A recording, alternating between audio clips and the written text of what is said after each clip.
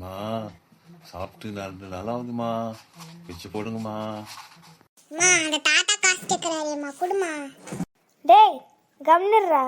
இந்த மாதிரி கொடுத்தா அங்கே போய் பீடி பிடிப்பாங்கோ, இல்லைனா வந்து குடிக்குவாங்கோ. இந்த மாதிரி சும்மா சும்மா கூப்பிட்டா அடிக்கடி நம்மக்கிட்டே வந்து கேட்பாங்கடா. சும்மாடுறா.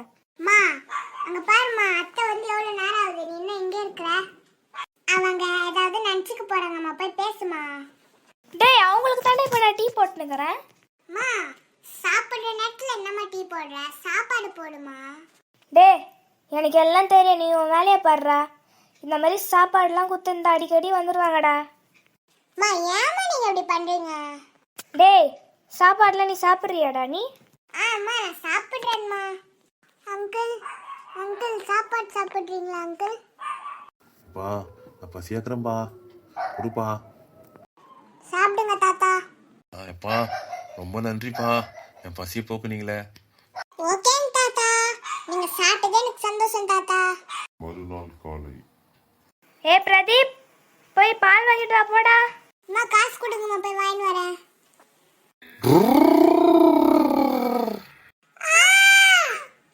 தம்பி தம்பி, உனக்கு எதுவும் ஆகல இல்லப்பா? சந்தோஷம்பா.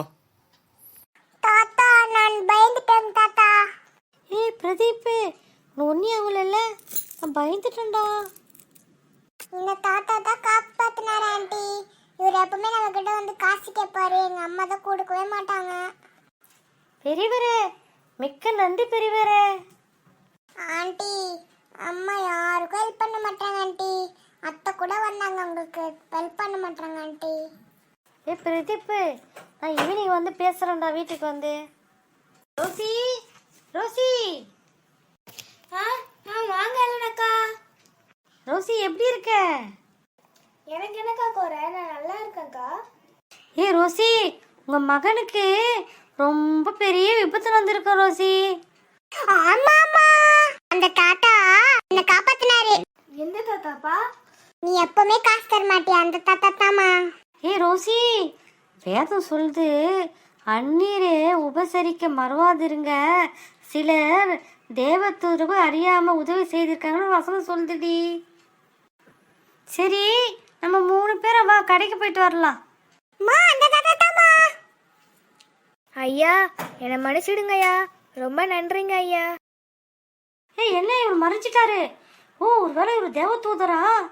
ஆமாங்க அக்கா, நான் இப்போவே ஆண்டவர்கிட்ட மன்னிப்பு கேட்க போகிறேங்க்கா. இனிமேல் யாருக்கும் நான் அப்படி செய்ய மாட்டேங்க்கா, எல்லாருக்கும் உதவி செய்ய போகிறேங்க்கா.